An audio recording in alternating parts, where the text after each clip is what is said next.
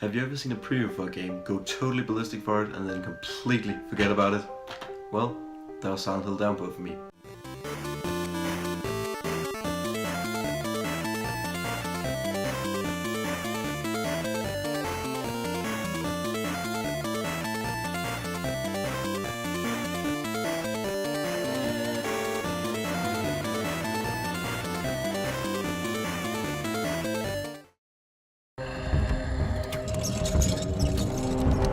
Hope you find whatever it is you're looking for.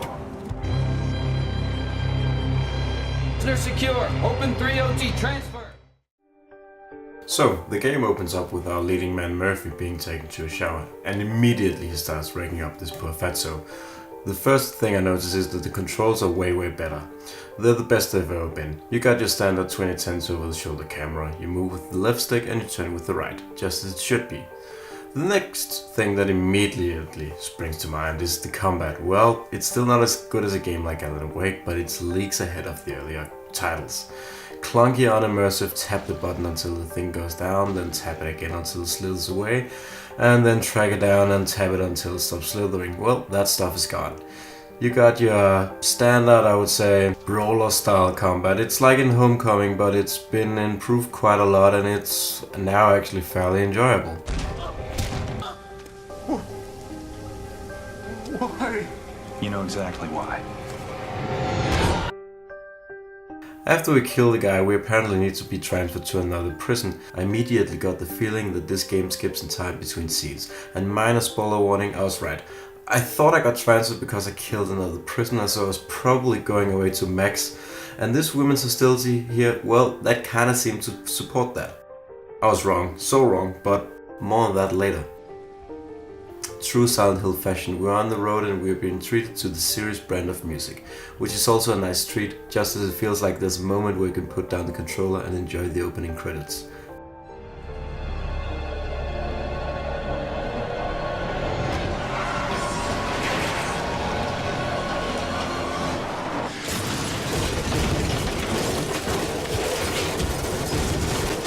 Blam, we're in Silent Hill. I much prefer this opening to previous installments. They would usually open up with a monologue. Mary, Then the protagonist would take 2 steps and then monologue some more. I got a letter. Show, not tell, as every first year film student knows. After the crash, we try to escape the gorge we're stuck in. That's far enough. And this woman who's very angry at us tries to come and stop us, but she falls to her death. This short interaction shows that the voice acting this time around is way better, and the character motivations and general feel to them feels, while still Silent Hill strangely, like this guy, but you know, I mean, it comes off as more real. The acting, just feels more on point, okay? I'm partial to something with a little less rust. After scaling, we get our first real look at what the game is gonna look like. And since it's been a very long time since we've had a good Silent Hill game, I've gotten very used to the look of the old ones. So when I got up on this road, I was really impressed by the game's visuals. The environment seemed cluttered and the town of Silent Hill this time around looks like the post-apocalyptic hellhole it should be. You can see this while you walk through the streets and inside the buildings. It looked like people have been holding out here trying to fight the monsters and maybe waiting until they had a chance to escape. Remember in the beginning how the shower scene kind of functioned as a tutorial? But it didn't feel obvious that it was a tutorial. Well, that isn't over. It wasn't actually until my second playthrough that I figured out that the first 30 minutes of the game, actually the entire portion of the game until it gets to the town itself, is one long tutorial. But the game never makes it obvious, and since the game doesn't hold your hand, you can skip a lot of it, especially if you've played the game before. On my second playthrough, I actually completed the game without ever having a map of the city, and it wasn't until the last third into the game that I actually needed directions. And this is a game where you have to trek around a lot, and the town is fairly big, so the level design does a nice job of subconsciously directing you where you need to go. Speaking of directions, we're finally in Silent Hill, and after meeting the creepy postman, going through the creepy diner, acquainting yourself with the other world and making our way through the mines, we're finally here. You might have noticed that the enemies in the game are very human-like, and that's not a coincidence. Like earlier games in the series, the enemies you encounter are a subconscious representation of your personal challenge, the challenge that your character needs to overcome in order to escape Silent Hill.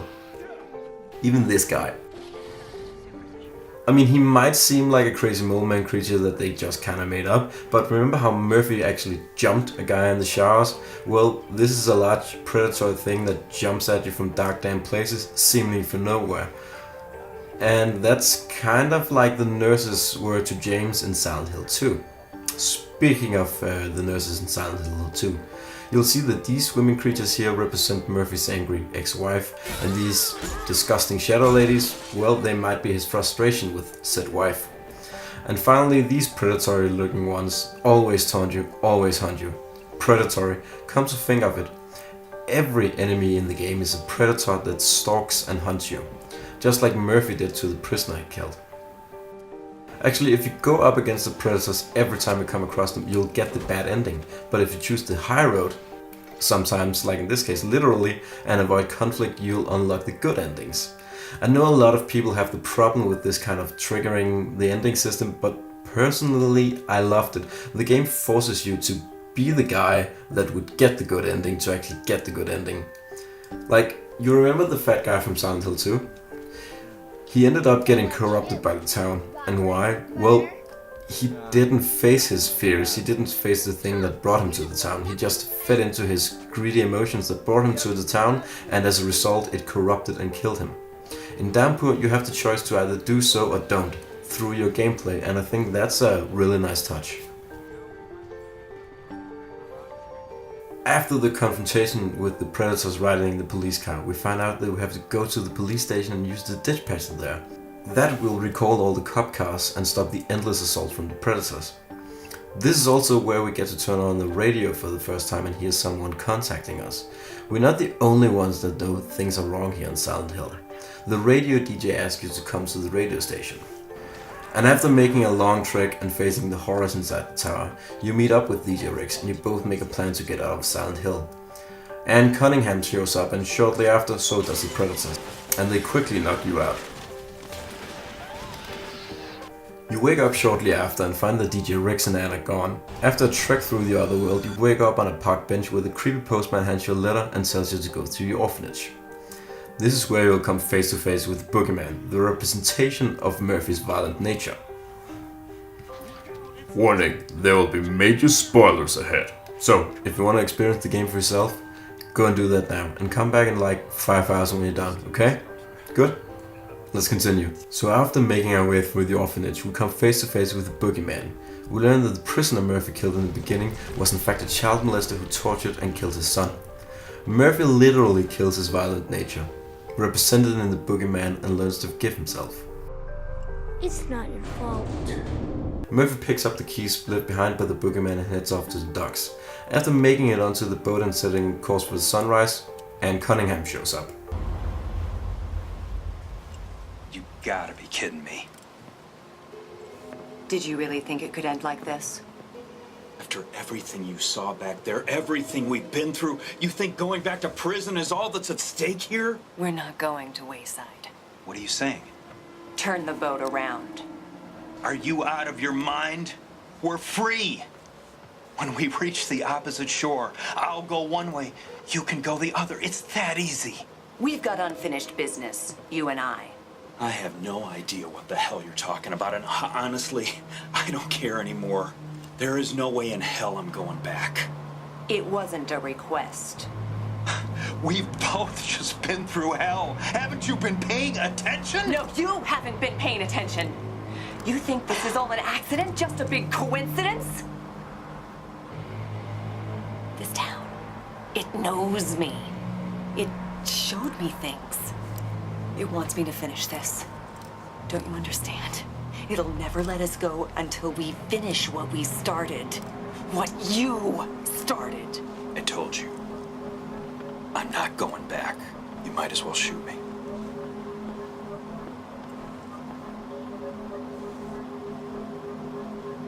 Fine. So this is the part where I want to go into the ending and explain why I think it's one of the best games in the series. But let's get the bad things out of the way first. Because while Downpour is a fantastic game, it does have some birth defects. It suffers from a lot of the action-adventure gameplay genre bullshit that was present in so many games of its time. I tend to overlook this when I talk about this game, well, any game, but especially with this game, because the story is just that engrossing, it's just that good, and I really like the visuals and the universe and how it all kind of comes together. But let's just list the bad things. Critical hits! The combat is kind of clunky, button prompts that need to be pressed continuously to do menial boring things, more buttons that need to be pressed repeatedly, just let me continue, god damn it. Meaningless moral choices that don't mean shit in the long run. Load time, I mean, this is a good looking game, but it's not exactly a huge sprawling sandbox, so why does it take longer to load a cutscene than the Fallout 4 overworld? And finally, the otherworld chase sequences. Why? They don't do anything for anything, it's never explained or even hinted at what the evil mask thing is, and the gameplay in these sections is not very good. And with that out of the way, I'll explain why I think this is one of the best Silent Hill games in the series. I think it all boils down to this. Everything I've talked about so far, this game has done better than its prequels. And don't come yelling at me bringing up the fact that the old games are, well, older. And you know what? I think they're really awesome, don't get me wrong, I love them, but I love them for the same reasons that, well, you all love them, and we don't love them for the graphics, which were kind of drab looking even back then. And we don't like them for the controls of the combat, which was kind of rubbish back then even for early 2000 standards. For some reason horror games got a pass on controls and combat, and they still do to some degree. And finally, way back in the 2000s, the voice acting. Yeah, this was the golden age of shitty game voice acting, but still, there was also a lot of better voice acting out there than this. But all that doesn't matter, because what makes this game amazing is also the thing that made the first 4 games amazing. It's the engrossing story and the fantastic universe and the very memorable characters. But I still think that from a story perspective, Silent Hill Downpour surpasses its predecessors. And you probably didn't even notice it while playing. Let's roll back a little. Remember this moment? That scene changed the game for me. Well, it changed its plot, but it also changed how I kind of felt about the game. Up until that moment, we had been following Murphy Pendleton's road to redemption, and while from here on out there's still a good hour and a half of the game left, but Murphy's plot thread is completely resolved. He came to terms with the death of his son, and he literally kills his lust for vengeance. While that plot is pretty straightforward, I really like that the team behind it knew whatever twist they threw at the players, the fans would see it coming from miles away. So instead, they chose to go with the straightforward plot and gradually made Murphy's story worse and worse, and by doing so, more engrossing. Oh, and on top of that, they kind of put a plot underneath it, like a Trojan horse, which kind of works out nicely in the end. Because you see, in the beginning, Murphy was just a dirtbag criminal who killed another prisoner for what I assumed was some straightforward prison bullshit. But the game gradually feeds you more information, making Murphy's story sadder and sadder, and unlike other games where the plot evolving usually sheds the main character in a worse and worse light, like with James Sunderland and killing his wife, Downpour does the exact opposite. It makes us empathize with the murdering prisoner, but not by making him a victim of his upbringing and all that. No, but by showing us that things are not always as they look like. Because Murphy didn't kill a guy because of prison bullshit. Murphy killed a guy because he molested and killed his son, and ruined his life by extension. But that's just one part of it. The real twist is that this is resolved 2/3 into the game, and I thought the game was about to be over. Murphy's story was resolved, remember? He's redeemed, you can see the sunshine on the horizon and all that. The stuff that you usually see at the end of a Silent Hill game. And then this happens. Fine. Murphy wakes up in the prison again. This took me completely by surprise. Murphy was done, he was finished, he had come face to face with what Silent Hill had forced him to face, and he had won. I actually thought that when Anne Cunningham showed up with the gun and shot Murphy, that I had somehow triggered the bad ending. I sure as hell was not expecting waking up in an otherworld version of a prison. And this part of the game is my favorite, hands down. I always like this point in horror games. You spend most of the game being really afraid and sort of frantically fighting off the enemies, but there comes these sections in a lot of horror games where you become, for a brief moment, this total badass. This is also the part of a horror game where they kind of makes you feel safe for a bit because you're total badass, and then they just pull the rug and they just blow your mind, and this is no exception. This is really hands down my favorite part of any Silent Hill game ever. Up until now you had a pretty good idea of where the plot was going, and you always had a direction to walk in. Here in the prison, there's only one goal: escape.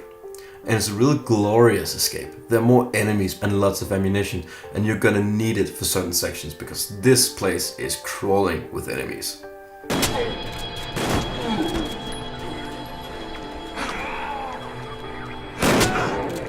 But I'm getting off track. After you escape the prison and solve the puzzles, you come face to face with the wheelman. I remember seeing this character on a couple of occasions throughout the game, and upon researching this video I found out that he actually appears a lot more than what I discovered. He's always watching you, but up until this point I had kind of completely forgotten about him. Even though when I look back at the footage I recorded, I can find him around 10 times in the game. Defeating him triggers a cutscene where we're shown what happened between Murphy, Sewell and Coleridge in the showers.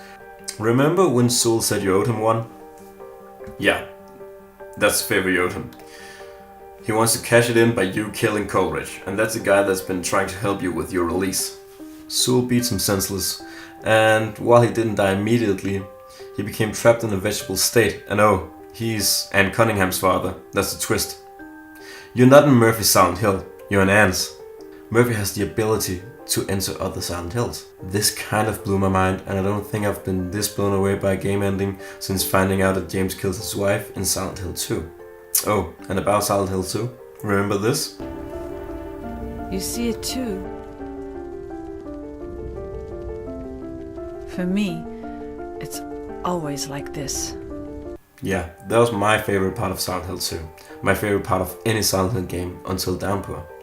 And I've wanted to see that explored in another Silent Hill game for, well, over 10 years.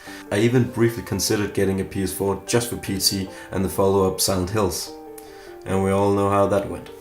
And I know what you're thinking, Downpour is no Silent Hills, and of course not. But check this out. After we defeat the wheelman, Anne shows up and she shoots us.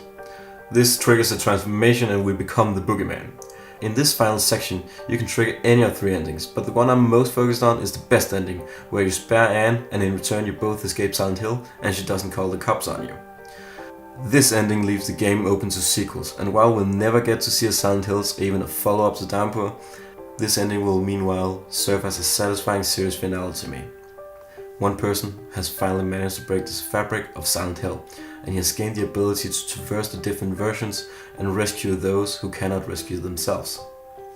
And I'd like to think that out there someplace in the Silent Hill universe, Murphy is out there trying to save Norman Reedus, or maybe the fat guy from Silent Hill 2. Oh, and one last fun fact. You know the prison that Anne gets you transferred to? Yeah, that place is actually in Silent Hill. And that raises some questions. Silent Hill Downpour is, in short, a great game. It took everything that was great about the original 4 games and improved upon the formula and properly brought the series into the 7th generation of consoles. It has a great plot with great characters and a twist I didn't see coming. It expands on the world of Silent Hill without violating the established lore. And since there will never be a Silent Hills, this game will be a satisfying ending to the series for me, the 5th and final installment.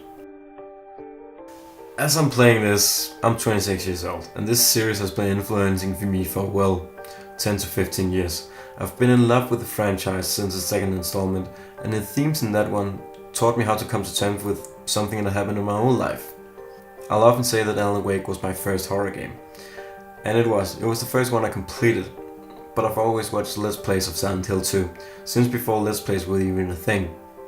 And whenever I see a video on it, I have to watch it. I have to know what I think about it. Silent Hill is the franchise that got me into horror games, and more importantly, it was the series that got me into talking about death and destruction and all the things that go trouble us. It taught me that while some wounds may never fully heal, at least they'll mend up until the point where you can live with them, and you can move on. I love you, Silent Hill. You'll always be with me. And I hope that someday we'll get to see a proper sequel.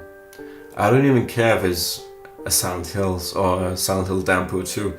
I just want to see more of the series. I want to see it return to its horror roots and not take the Resident Evil road. I want a real Silent Hill 9 or 10 or a real Silent Hill 5.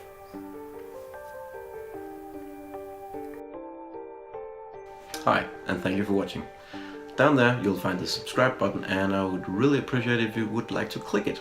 And there's also a like button down there, which is also really nice. Or the dislike button, I also kind of like that. If you want to leave a comment, feel free to do so. I like comments. Bye!